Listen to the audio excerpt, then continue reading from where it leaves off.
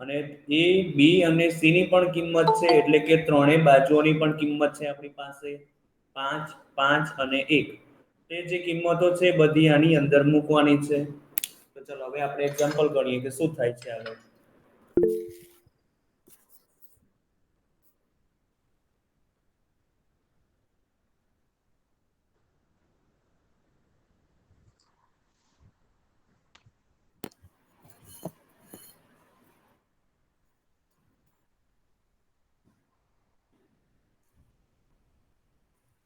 ચલો હવે s ની કિંમત આપણે લખી હતી અર્ધ પરિમિતિ s ની કિંમત 11/2, તો s ની જગ્યાએ મૂકી દઈએ 11/2. હવે s માઈનસ a છે તો s ની જગ્યાએ 11/2 માઈનસ a ની કિંમત, એટલે a ની કિંમત કેટલી છે 5, b ની કિંમત 5 અને c ની કિંમત 1. તો a ની કિંમત હું મૂકી દઉં 5. એવી જ રીતે s b એટલે કે 11/2 માઈનસ b ની કિંમત છે 5. પછી છે s c, તો s એટલે કે 11/2 માઈનસ, અને હવે c ની કિંમત છે 1 બરાબર વર્ગમૂળમાં 11/2 આપણે એમ રાખીશું. હવે જોઈએ એકની નીચે છે આપણે એક સંખ્યાની નીચે છે 2, પણ આની નીચે છે નહીં 2. તો શું કરશું, બંનેની નીચે 2 લાવવા માટે 2 ને અહીં ગુણી દઈશું. તો 2 પંચા 10 થશે, એટલે 11 - 10. અને હવે 2 છે ને બંનેની નીચે લખાશે, અહીંયા ગુણીએ ને એટલે. એવી રીતે અહીંયા પણ એ રીતે 2 અહીંયા ગુણી દઈએ. એવી રીતે 2 ને અહીં ગુણીએ તો 2 × 2 થશે, એટલે 11 માંથી 2 જાય, એટલે 11 - 2 ભાગ્યા નીચે આવશે 2. હવે આપણે આગળ વધીએ. હવે 11 છે તો 11 એમને એમ રાખો. હવે 11 - 10 એટલે કે 1/2. 11 - 10 એટલે કે 1/2. 11 - 2 એટલે કે 9/2. તો અહીંયા તમે જોઈ શકો છો ઉપર કે 11 એ અવિભાજ્ય છે, 1, 1 અને 9. હવે 9 ને મારે બહાર કાઢવા હોય તો શું લખાશે વર્ગમૂળની બહાર?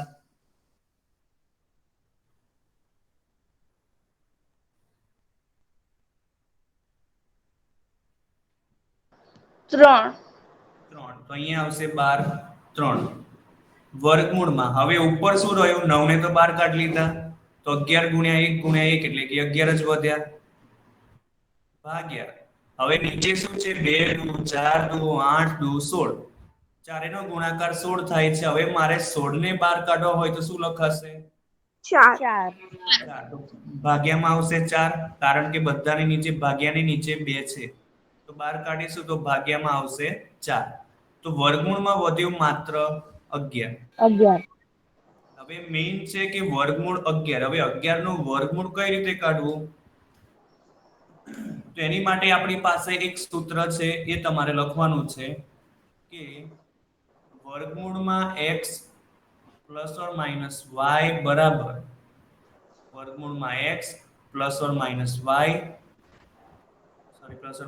y ભાગ્યા 2 વર્ગમૂળમાં x.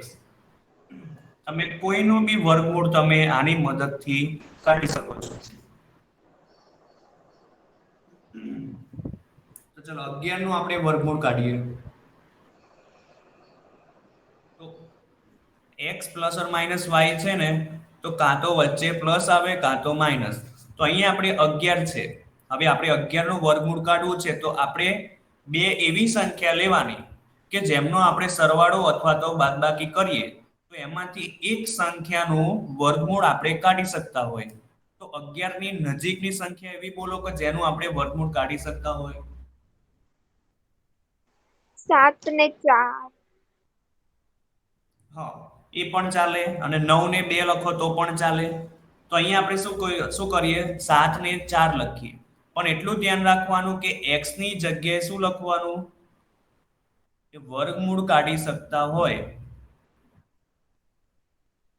વર્ગમૂળ કાઢી શકતા હોય તેવી સંખ્યા લખવી. તો જો અહીંયા 4 ને 7 કીધું તો x ની જગ્યાએ આપણે મૂકીશું 4 કારણ કે આપણે 4 નું વર્ગમૂળ કાઢી શકીએ વત્તા 7 બરાબર હવે શું કરશું x ની કિંમત થઈ ગઈ 4 y ની કિંમત થઈ ગઈ 7 હવે આ જે કિંમતો છે આપણે આ સૂત્રની અંદર મૂકીએ તો x ની જગ્યાએ 4 વત્તા અહીંયા વત્તા મૂકો તો અહીંયા પણ વત્તા જ મૂકવાનું સૂત્રમાં પછી y ની જગ્યાએ 7 ભાગ્યા 2 વર્ગમૂળમાં x ની જગ્યાએ 4 હવે 4 નું વર્ગમૂળ 2 7 એમના એમ 4 નું વર્ગમૂળ 2 અને 2 નો ગુણાકાર 2 સાથે એટલે 4 તો અહીંયા તમને મળ્યું 2 + 7 ભાગ્યા 4 હવે શું કરશું આનો ભાગાકાર કરીએ તો 4 એકા 4 તો 7 માંથી 4 જશે તો 3 હવે 3 નો 4 વડે ભાગ ન ચાલે તો અહીંયા શું કરવું પડશે 0 અને અહીંયા પોઈન્ટ મૂકવો પડશે હવે શું લખવાનું 4 7 28 તો 30 માંથી 28 જાય તો 2 પછી એક 0 ઉતારો 4 25 જો છેલ્લે તમને શેષ 0 ના મળે તો કઈ વાંધો નહીં આપણે જો કદાચ ભાગાકાર લાંબો થતો હોય તો પોઈન્ટ પછીની બે સંખ્યા આવે એટલે આપણે સ્ટોપ કરી દેવાનું તો હવે 7/4 નો ભાગાકાર તમને મળ્યો 1.75 ચલો હવે 2 + 1.75 એટલે શું થશે 3.75 તો અહીંયા લખીશું 3.75 તો અહીંયા આપણને આટલો મળ્યો સરવાળો 3.75 એટલે આનો મતલબ કે 11 નું વર્ગમૂળ તમને કેટલું મળે છે 3.75 3/4 ગુણ્યા હવે 11 ની જગ્યાએ લખી દઈએ 11 ના વર્ગમૂળની જગ્યાએ 3.75 હવે 3/4 એમના એમ ગુણ્યા હવે મારે અહીંયાથી પોઈન્ટ દૂર કરવો હોય તો નીચે 100 લખાશે લખી શકું આ રીતે યસ સર હવે શું કરશો 375 નો ગુણાકાર 3 સાથે કરો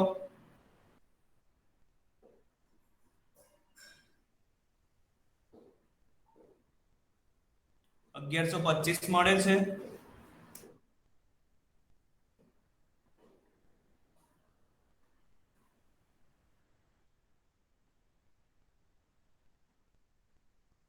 હવે શું કરશું 1125 ને આપણે 4 વડે ભાગીએ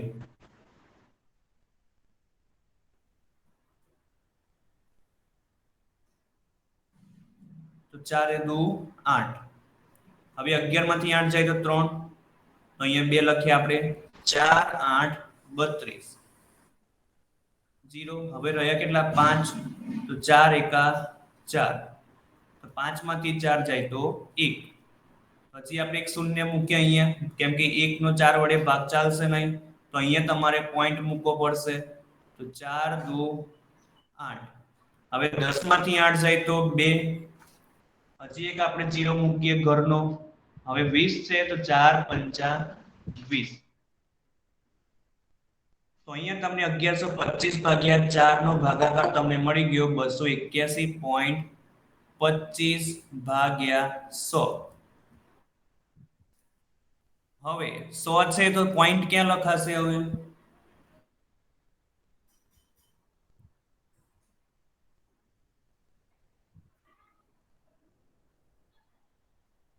મારે 100 ને દૂર કરવા છે તો પોઈન્ટ ક્યાં લખાશે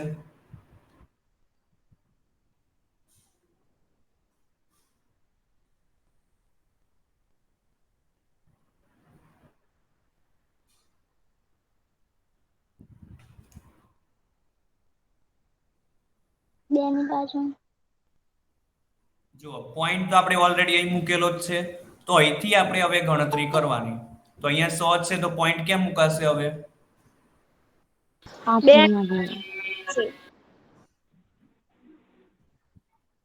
અહીંયા આવશે પોઈન્ટ તો અહીંયા શું લખીશું આપણે 2.8125 તો અહીંયા આપણને ભાગ 1 નો ક્ષેત્રફળ મળી ગયું 2.8 લખો તો પણ વાંધો નહીં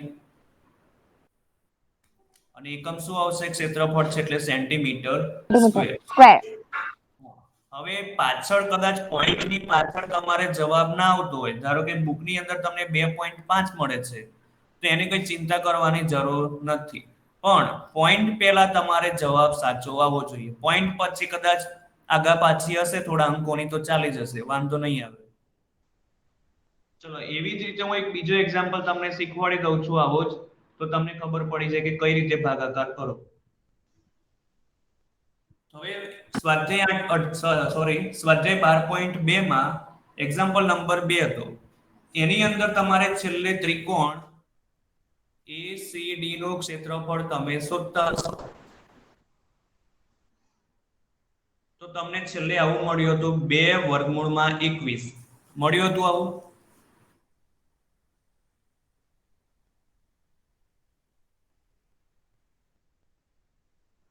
સ્વાધ્યાય 12.2 નો બીજો એક્ઝામ્પલ.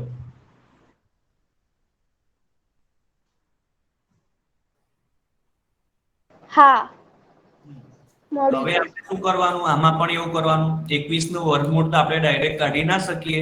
તો હવે મેં તમને જે મેથડ શીખવાડી એનાથી તમારે ગણવાનું. તો 21 ની એવી નજીકની કઈ સંખ્યા છે કે જેનું આપણે વર્ગમૂળ કાઢી શકતા હોય? 16 + 5. હા, તો આપણે શું કરશું, વર્ગમૂળમાં x ની જગ્યાએ એવી કિંમત મૂકવાની કે જેનો વર્ગમૂળ કાઢી શકતા હોય. તો અહીંયા 16 + 5. હવે સૂત્ર છે વર્ગમૂળમાં x એટલે કે x ની જગ્યાએ 16 અને y ની જગ્યાએ કેટલા છે 5.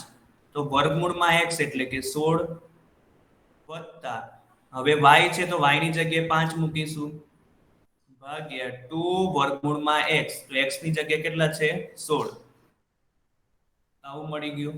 હવે 16 નું વર્ગમૂળ થાય 4 વત્તા 5 એમના એમ અને અહીંયા 16 નું વર્ગમૂળ 4 થશે. 4 નો ગુણાકાર 2 સાથે એટલે 8. ચલો હવે 5/8 કરો, શું મળે છે?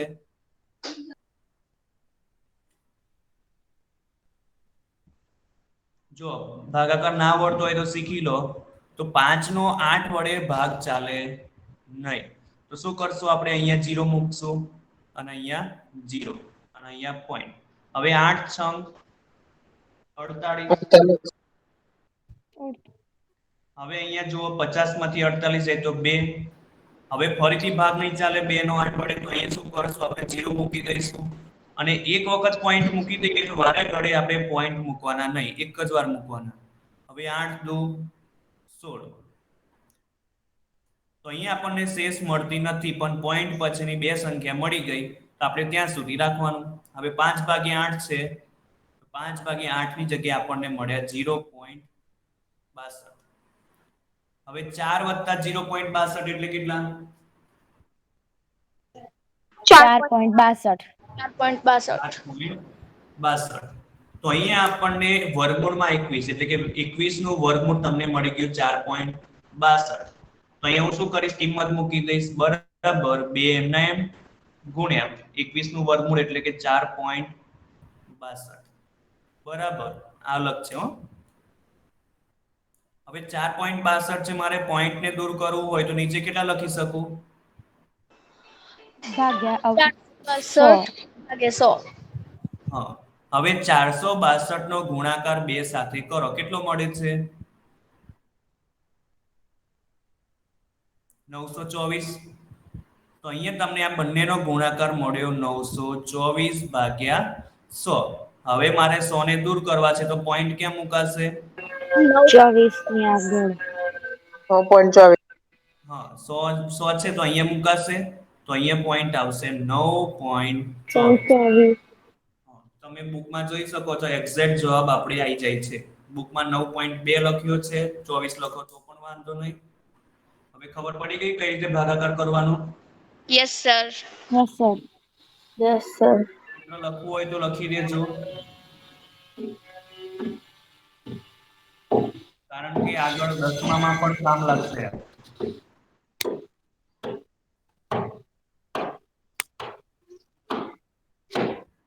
લખાઈ ગયું સર. હવે જોઈએ આપણે એક્ઝામ્પલ નંબર 3. તો અહીંયા આપણે ભાગ 1 નું તો ક્ષેત્રફળ શોધી નાખ્યું. હવે ભાગ 2 નું ક્ષેત્રફળ શોધવાનું છે. તો ભાગ 2 આ રહ્યો. ભાગ 2 કોના જેવી આકૃતિ છે? લંબચોરસ. ચોરસ. લંબચોરસ, તો લંબચોરસનું હવે આપણે શું કરવાનું છે? ક્ષેત્રફળ શોધવાનું છે. તો લંબચોરસના ક્ષેત્રફળનું સૂત્ર શું? લંબાઈ ગુણ્યા પહોળાઈ. લંબાઈ તો ગુણ્યા આ પહોળાઈ. થઈ ગઈ આપણી, જો અહીંયા હું લંબચોરસ દોરી દઉં છું. અહીંયા તમને આટલો ભાગ 1 સેન્ટીમીટર આપેલો છે.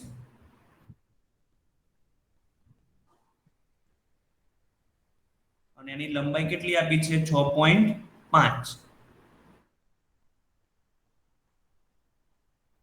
તો અહીંયા હું લખું છું કે લંબચોરસનું ક્ષેત્રફળ બરાબર લંબાઈ ગુણ્યા પહોળાઈ. તો લંબાઈ કેટલી આપી છે લંબચોરસની? 6.5 ગુણ્યા પહોળાઈ. તો પહોળાઈ કેટલી આપેલી છે? તો 1. તો 6.5 ગુણ્યા 1 એટલે કે 6.5 અને ક્ષેત્રફળ કીધું છે એટલે એકમ સેન્ટીમીટર સ્ક્વેર.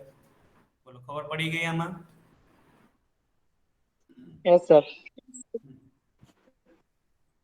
હવે ત્રીજો ભાગ છે. હવે ભાગ 3.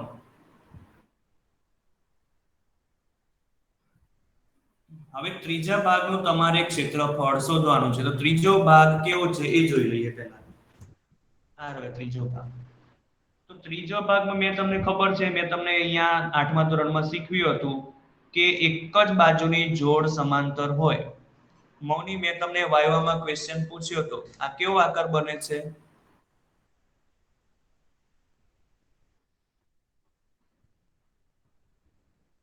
એક જ જોડ સમાંતર હોય અને એક જોડ ના હોય તો કેવો ચતુષ્કોણ બને? સમલંબ ચતુષ્કોણ. હા, સમલંબ ચતુષ્કોણ.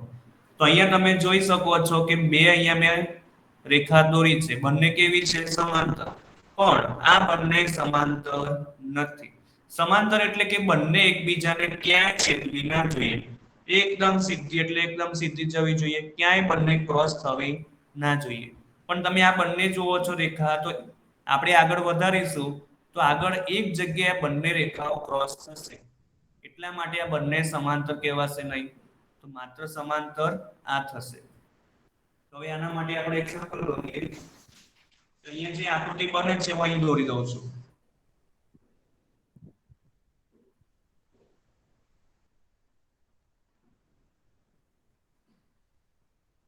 અહીંયા નામ આપી દઉં છું A, B, C અને D. પછી નીચે તમને આકૃતિમાં જો આપેલું છે કે નીચેનો ભાગ છે પાયાનો ભાગ, એ 2 સેન્ટીમીટર જેટલો છે. તો અહીંયા હું દોરી દઉં છું. આટલો ભાગ છે 2 સેન્ટીમીટરનો. હવે હું શું કરીશ? સમલંબ ચતુષ્કોણ છે તો આમાંથી D ઉપરથી EB ઉપર લંબ લઈશ. શું કરીશ? D ઉપરથી AB ઉપર લંબ લઈશ. એવી જ રીતે C ઉપરથી EB પર લંબ લઈશ. તો અહીંયા જે લંબ લીધો અહીંયા, તો અહીંયા ખૂણો કેવો બની જશે? કાટકોણ. કોણ? કાટકોણ. કાટકોણ બની જશે. તો અહીંયા હવે આપણે શું કરશું? નામ આપી દઈએ. ધારો કે આનું નામ છે M, આને નામ આપી દઈએ N. હવે રકમમાં તમે જુઓ કે આટલો ભાગ તમને કેટલો આપેલો છે? 1 સેન્ટીમીટર. તો અહીંયા હું લખી દઉં છું કે આટલો ભાગ છે 1 સેન્ટીમીટર. તો અહીંયા આડી આકૃતિ કોના જેવી લાગે તમને? લંબચોરસ. તો અહીંયા 1 સેન્ટીમીટર છે આટલું માપ, તો આની સામેની બાજુ કેટલું હોવાનું? 1 સેન્ટીમીટર. સેન્ટીમીટર. તો mn નું માપ પણ તમને મળશે 1 સેન્ટીમીટર. હવે મને એમ કહો કે મેં અહીંયા D થી M સુધી અને C થી N સુધી લંબ લીધો, તો A થી M નું માપ અને N થી B નું માપ કેવું હશે? બંનેનું માપ કેવું હશે? સરખું. એટલે કે AM નું જેટલું માપ હશે એટલું જ NB નું માપ હશે. તો ચલો આપણે હવે શોધવાનું છે આખા ભાગનું ક્ષેત્રફળ. તો સમલંબ ચતુષ્કોણનું ક્ષેત્રફળનું સૂત્ર શું છે?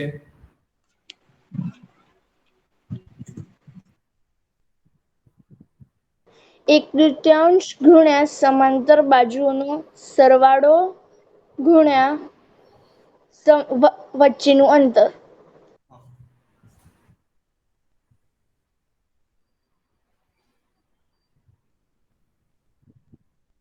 ગુણ્યા સમાંતર બાજુઓ વચ્ચેનું અંતર.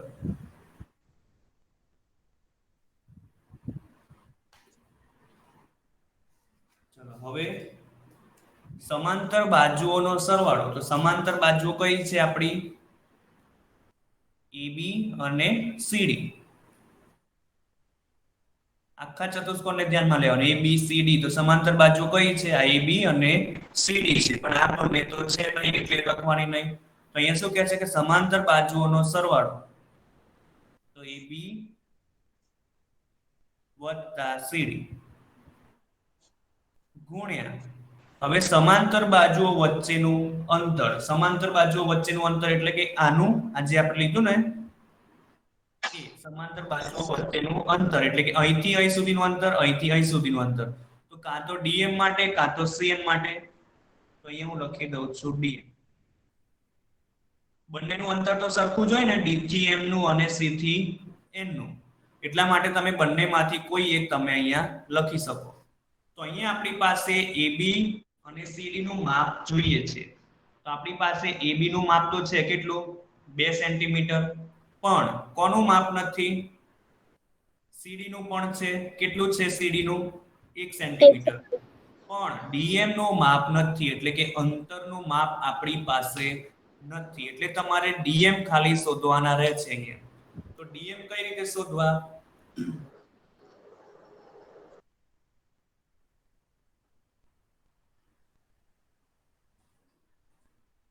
તો તમે રકમમાં જુઓ. તો રકમમાં આકૃતિ તમને આપેલી હતી કે આ ભાગ છે તો એ રહ્યો એ ભાગ. તો આટલા ભાગનું તમને માપ આપેલું છે 1 સેન્ટીમીટર.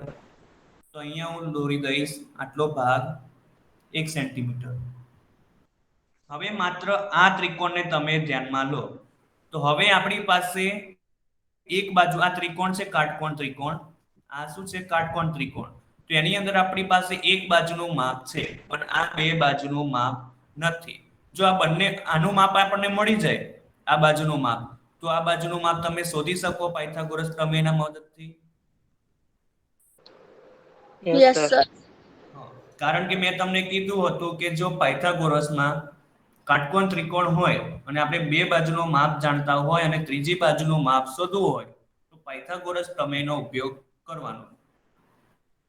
તો અહીંયા મેં તમને કીધું એ પ્રમાણે કે અહીંયાથી આપણે લંબ લઈએ તો આનું માપ અને આનું માપ બંનેનું સરખું થવાનું.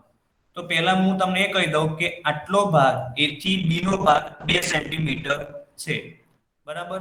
તો એમાંથી અહીંથી અહીં સુધીનો ભાગ આપણને મળી ગયો 1 સેન્ટીમીટર જેટલો. તો કેટલો ભાગ બાકી રહ્યો?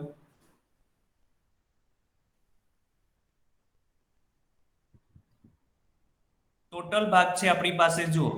મને AM NB. BNC. એક મિનિટ ધ્યાન આપો. અહીંયા A થી B નો ટોટલ ભાગ છે 2 સેન્ટીમીટર જેટલો. તેમાંથી મેં M થી N જેટલો ભાગ 1 સેન્ટીમીટર નો છે. તો 1 સેન્ટીમીટર આપણને મળી ગયા. તો કેટલો ભાગ બાકી રહ્યો હજી? 1 સેન્ટીમીટર. 1.5 1.5. 1 સેન્ટીમીટર જેટલો બાકી રહ્યો. હવે મારે શું કરવું છે? બંનેને સરખામાં વેચવું છે. કારણ કે A થી M નું માપ અને N થી B નું માપ સરખું હોય. તો હવે હું કેટલા લખું અહીંયા AM અને NB માં તો સરખું માપ મળે? 1.5. 1.5 ના આવે ને? 0.5. 0.5 એટલે કે 1/2 1/2 એટલે 1/2 1/2 કેટલા થઈ ગયા? 1 થઈ ગયા. જો ડાયરેક્ટ ના આવડતું હોય આ રીતે તો જો હું આ રીતે શીખવાડું તમને કે AB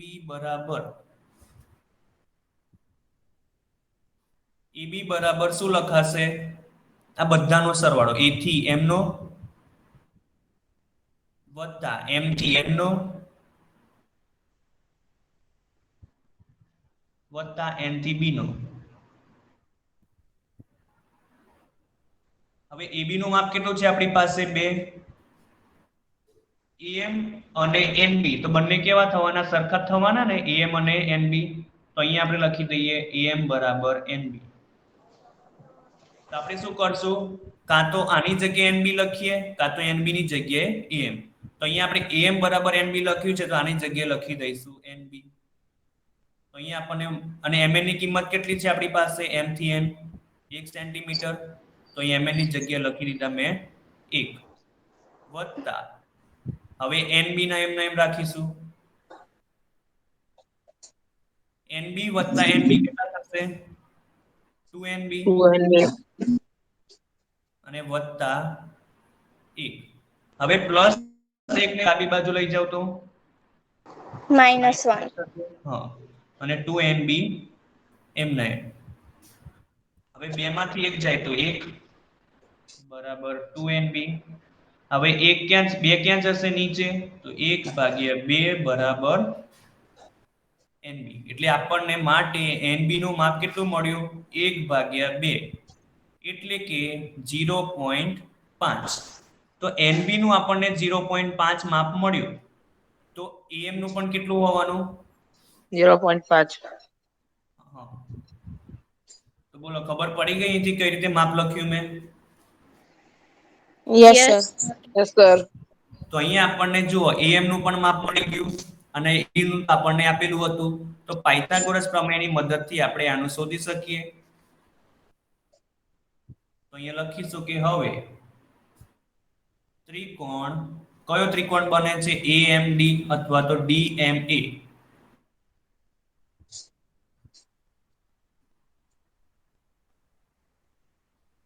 ચલો કર્ણ કયો બનશે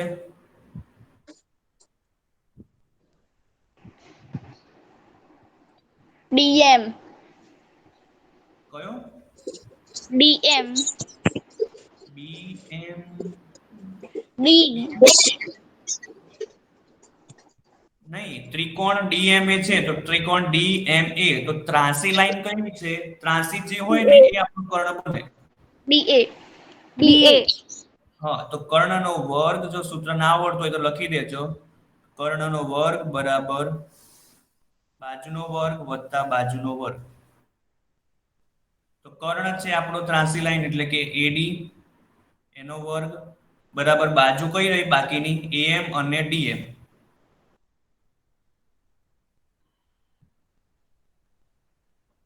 તો AD ની કિંમત છે આપણી પાસે કેટલી છે 1 તો 1 નો વર્ગ તો 1 જ થશે હવે AM નો વર્ગ તો AM એટલે કેટલા છે આપણી પાસે 1/2 એનો વર્ગ વત્તા DM નો વર્ગ એટલે કે DM તો તમારે શોધવાના છે હવે 1/2 નો વર્ગ છે એટલે કે વખત અંશનો અને છેદનો બંનેનો વર્ગ કરવાનો તો 1 નો વર્ગ 1 અને 2 નો વર્ગ 4 વત્તા DM સ્ક્વેર હવે 1/4 ને હું ડાબી બાજુ લાવ તો શું થાય minus -1/4 હવે 4 એકા 4 4 ને ગુણી દઈએ તો 4 એકા 4 4 માંથી 1 જાય તો 3 તો 3/4 માટે DM સ્ક્વેર બરાબર તમને શું મળ્યું 3/4 પણ આપણે સ્ક્વેરમાં નથી જોઈતું તો વર્ગને હું જમણી બાજુ લઈ જાઉં તો વર્ગમૂળ થશે આનું વર્ગમૂળમાં 3/4 તો હવે શું કરવાનું વર્ગમૂળ તો બંનેનું છે તો બંનેને વારાફરતી વર્ગમૂળ કરશું તો 3 નું વર્ગમૂળ ન નીકળે તો આપણે એમનું એમ રાખીશું હવે 4 નો વર્ગમૂળનો વારો તો 4 નું વર્ગમૂળ કેટલું